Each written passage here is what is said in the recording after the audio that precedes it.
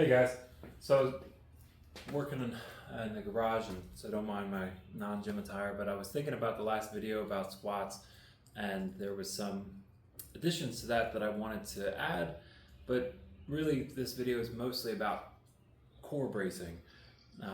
That's something that you're going to utilize in squatting. In the squat video we went over tucking shoulders, basically retracting your shoulder blades.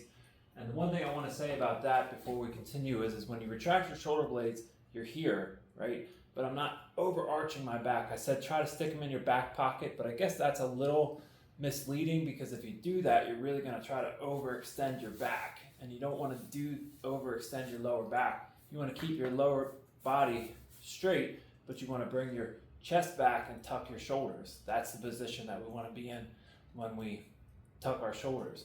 Now, like we talked about before, that's something that is good for bench. It's something you're going to use for your deadlift.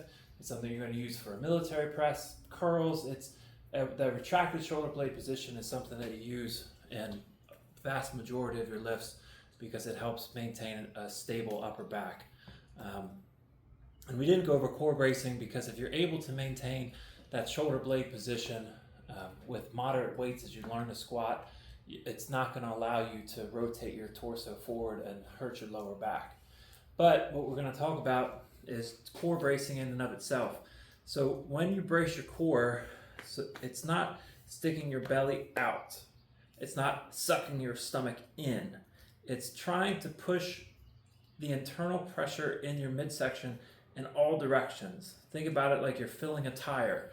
The easiest way to think about it is if you were getting ready to be punched in the stomach, hit in the stomach in some way, if you were to clench your belly to prepare for that impact, that's kind of how you want to brace your core for things like squats or deadlifts, military presses.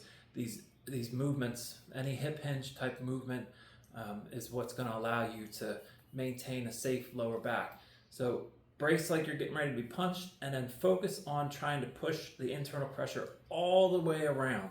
So if I push just my belly out, I only feel the pressure here, and you don't feel your abs really engaging. If I suck my stomach in, I feel my abs engaging, but I don't feel as tense through here and here.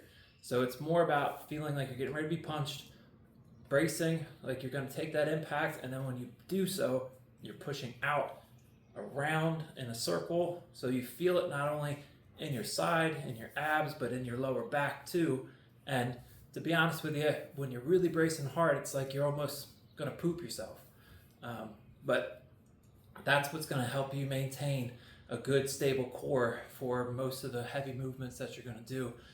I know a lot of fighters, when they're training, they walk around just throughout the day with a stable core, bracing like they're getting ready to be punched. And what that'll do is it'll teach you how to move still with that stable core and with that bracing occurring. It can get pretty tiring. You can do it sitting at your desk at school. It's a little more difficult to get in the right form, to get the right feel when you're seated. But you can over time kind of develop how that feels as you come out and when you're down, and that'll transition well. But that's something that's very important, bracing your core. It's not an outward push of your stomach. It's a radial push. You're bracing like you're getting punched, and it's pushing out in every direction.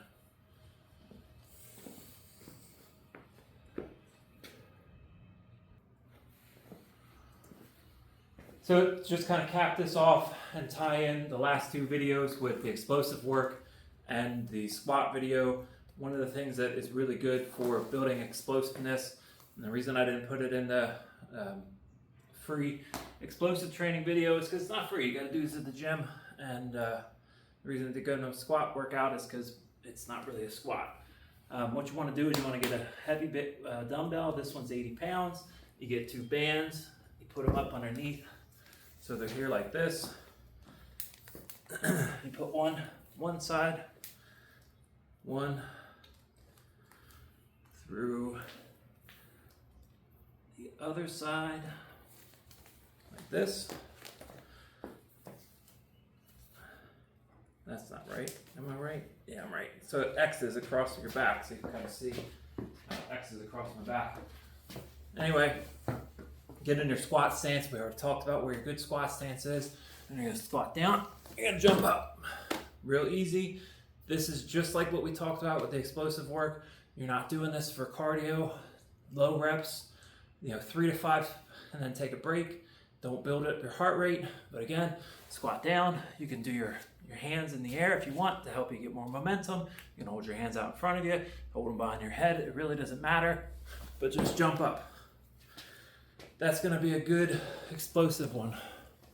Anyway, love you guys. Hope to talk to you soon.